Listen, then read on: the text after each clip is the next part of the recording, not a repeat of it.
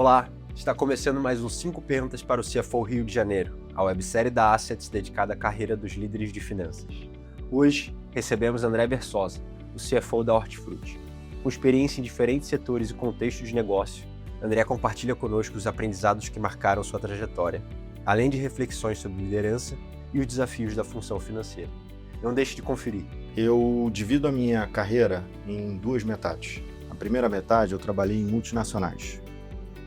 Foram startups de grandes empresas, basicamente de telecomunicações. E a segunda metade eu vim para empresas, ou eu fui para empresas de gestão mais familiar, ou corporações com algum nível de empresa familiar. A minha primeira posição como gestão foi em 2005. Então aí eu já estou falando de 21 anos como gestor, né? A minha primeira posição como diretor, já foi diretor estatutário, foi em 2013. Então eu também já estou falando aí de 13 anos como diretor de empresa.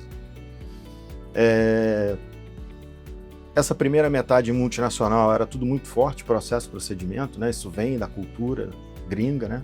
Então isso ficou muito forte, muito solidificado na minha base. E depois quando você vai para a empresa mais familiar, ou agora que eu estou em varejo, né, onde você não tem muito processo, procedimento para tudo, né, e você depende do seu conhecimento para você ajudar a organizar. Então essa parte esse background que eu tive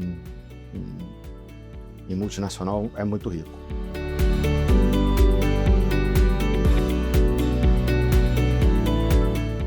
O porte da empresa e o tipo de shareholder varia muito assim, para a cultura, né? E isso acho que as pessoas, os executivos principalmente, que não conhecem de um ou não conhecem de outro, podem achar que é tudo igual. E assim, empresa, uma corporação e uma empresa de gestão familiar, elas são completamente diferentes. Talvez esse seja o principal erro de um executivo quando ele faz a migração de um setor para o outro, com algum desafio, subindo carreira e tal, e ele não sabe como funciona aquele outro bicho, principalmente empresa familiar, porque você tem a confusão da mesa de reunião com a mesa de jantar à noite, né? Você tem a confusão do bolso direito com o bolso esquerdo, então exige um certo know-how para isso. Quando você tem muitos sistemas, né? Você bota muitos sistemas e muitos controles. Então, em empresa multinacional, por exemplo, você tem sistemas para tudo. Em empresa familiar, se você começar a botar muito sistema para tudo, vai faltar gente para tocar. E aí, se você bota gente para tocar o sistema que você implantou numa empresa familiar, que normalmente, quer dizer, pode ter um porte menor, o custo não vai se pagar. E aí começa o problema, né? Que é a cabeça do executivo de grande empresa. O cara chega com um kit de governança, quer implantar na empresa familiar, vai ter um choque, né? E o terceiro ponto é juniorização de equipe. Quando você tem uma juniorização de equipe muito relevante, você precisa contrabalancear isso com um pouco de cabelo branco ou ausência de cabelo.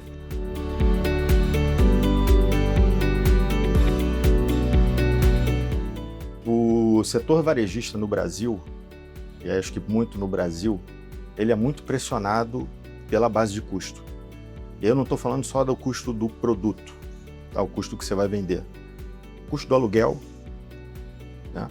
O custo das pessoas, porque a carga tributária da mão de obra é gigantesca, né? O salário mínimo aqui é baixo quando você compara com o salário mínimo na Europa, só que você vai ver, ou nos Estados Unidos, só que você vai ver a carga tributária que você paga por isso, fora os benefícios que você ainda precisa pagar em cima, como plano de saúde, isso pressiona, né? Então, assim, quando você fala de varejo, para você tentar se diferenciar, a grande questão ali é treinamento de ponto de venda, tá?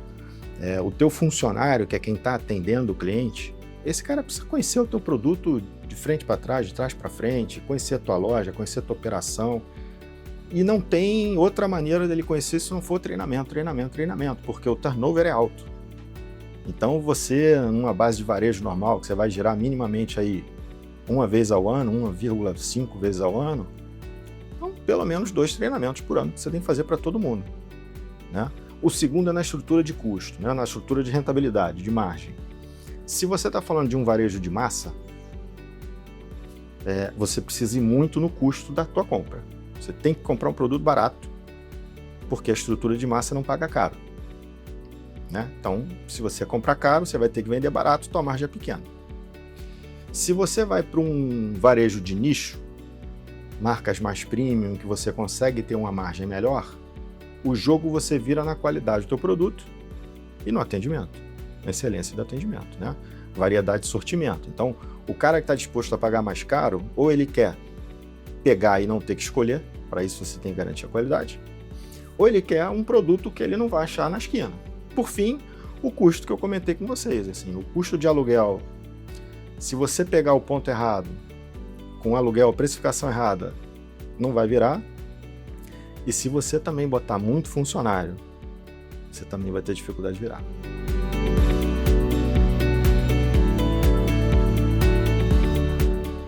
O primeiro sinal é a geração de caixa negativa.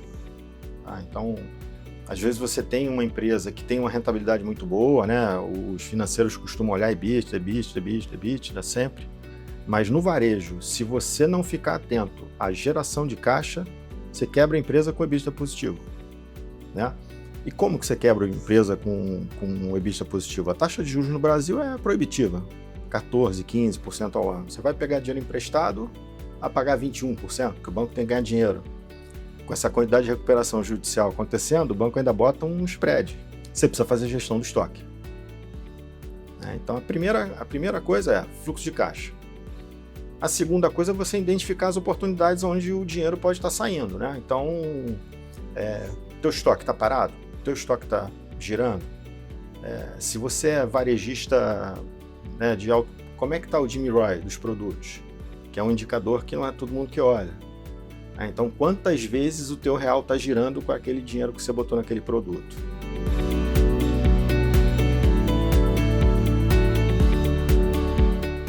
Essa é uma pergunta relevante, porque é o seguinte, você contrata lá um pool de executivos para fazer uma reestruturação, mas o executivo não faz nada sozinho. A gente precisa do time trabalhando, do time ajudando a gente a fazer a virada de jogo.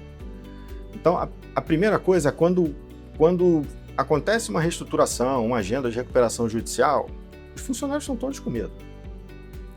Então você precisa acalmar os funcionários, botar todo mundo na sala e ter uma comunicação clara. Olha, aconteceu isso, aconteceu isso aqui por causa disso, isso aqui por causa disso. Então, assim, dá clareza para as pessoas. Bom, então você precisa ter clareza na explicação, até porque a agenda de reestruturação de uma empresa, ela não acontece por um único fator, ela vai dando sinais, né? E se a empresa chegou naquilo é porque os funcionários todos trabalharam de certa forma, então eles foram instruídos a trabalhar de um determinado jeito que acabou dando no que deu. Então precisa ter clareza e falar, olha, legal, entendeu? A gente chegou aqui por causa disso. Então agora a gente precisa mudar a forma de trabalhar, vamos trabalhar assim, assado, buscando isso.